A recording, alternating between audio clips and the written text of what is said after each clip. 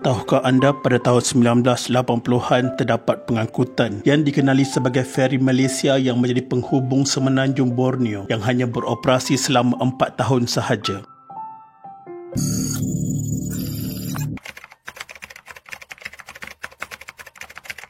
Berbalik ke era sekarang, seperti yang kita tahu, satu-satunya pengangkutan untuk berulang-alik dari semenanjung Malaysia ke Sabah dan Sarawak adalah pengangkutan udara dan menggunakan lapangan terbang.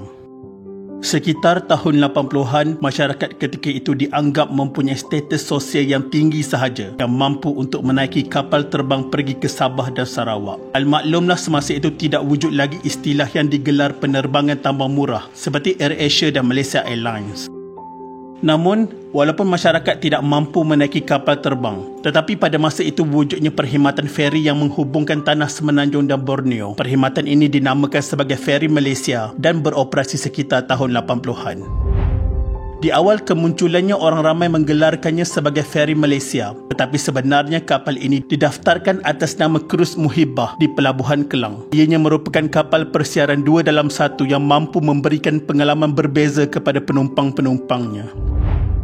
Ianya digelar 2 dalam 1 kerana kehebatan feri ini bukan sahaja dapat memuatkan manusia, tetapi ianya juga dapat memuatkan kenderaan di dalamnya. Pastinya dengan kewujudan feri ini menjadi kebanggaan sekaligus kemudahan untuk menghubungkan masyarakat di Semenanjung, Sabah dan Sarawak. Pelabuhan di Kuantan, Pahang menjadi saksi pelayaran pertama feri ini, serta ianya menuju ke Kuching, Sarawak dan kemudiannya diteruskan ke Kota Kinabalu, Sabah. Kapal penumpang Krus Muhibah ini pada asalnya merupakan sebuah kapal yang dibeli oleh kerajaan Malaysia dari Helsinki, Finland. Kos pembelian kapal ini berharga RM23.9 juta. Idea ini dicetuskan oleh Perdana Menteri ketika itu, Tun Dr. Mahathir Mohamad pada tahun 1982, selepas setahun beliau memegang mandat selaku Perdana Menteri.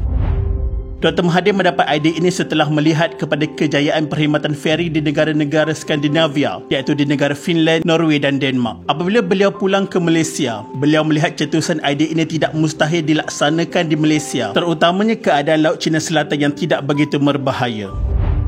Bagi menjayakan projek ini, Jabatan Perdana Menteri telah memilih sebuah syarikat perkapalan iaitu Perbadanan National Shipping Line Berhad PNSL untuk menjalankan kajian secara lebih terperinci mengenai idea feri Malaysia ini. PNSL pula kemudiannya menubuhkan anak syarikat yang bernama Syarikat Feri Malaysia Sdn Bhd pada Jun 1984 untuk melaksanakan kajian tersebut, sekaligus melantik seorang pakar dari Eropah sebagai pengurus besar dan penasihat projek tersebut.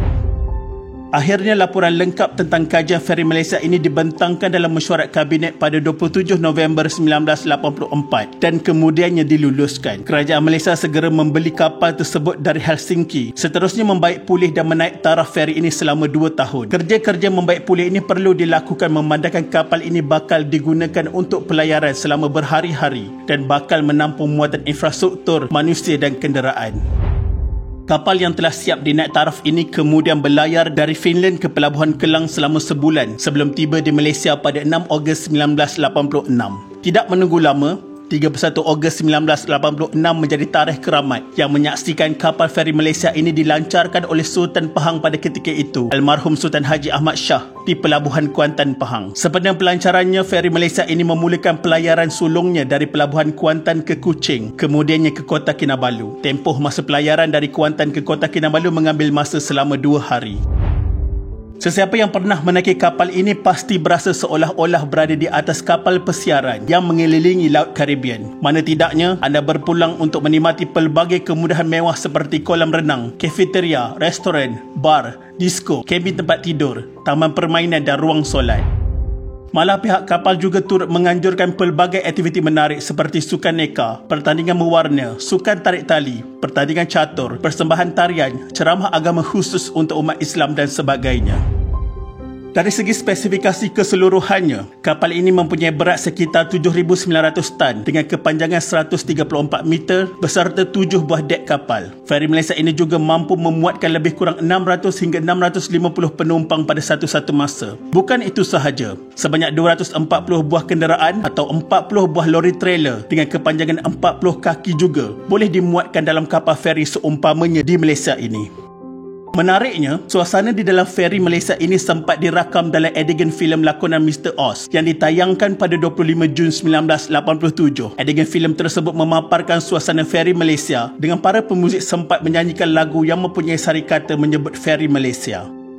Setahun selepas beroperasi, satu tragedi kebakaran berlaku pada ruang enjin utama pada jam 2.45 petang 18 Oktober 1987. Pada ketika itu, kapal ini sedang berlayar menuju ke Kuantan dan berada kira-kira 5 km dari Pulau Tioman. Seramai 300 orang penumpang dan 40 buah kenderaan berada di dalam kapal tersebut pada waktu kejadian. Nasib baik tiada kemalangan jiwa dilaporkan dalam tragedi tersebut. Kesemua penumpang berjaya diselamatkan menggunakan 2 buah kapal kargo ke Pelabuhan Kuantan pada hari yang sama. Selepas api berjaya dipadamkan, malangnya kapal tersebut tersadar seketika di Laut Pahang.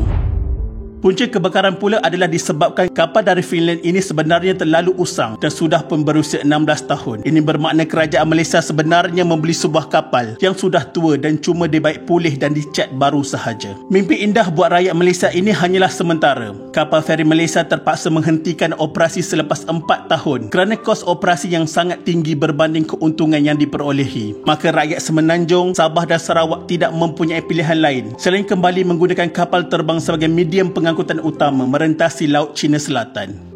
Maka begitulah kesudahan pengakhiran hayat sebuah kapal yang digelar feri Malaysia. Sehingga sekarang satu-satunya alternatif yang ada ke Sabah dan Sarawak hanyalah menggunakan kapal terbang. Mungkin dengan kepesatan teknologi zaman sekarang, kaedah menggunakan kapal ini harus dibangunkan semula dengan pengurusan yang lebih baik serta kapal yang lebih canggih sekaligus memberikan persaingan kepada industri penerbangan di Malaysia. Sekian, terima kasih.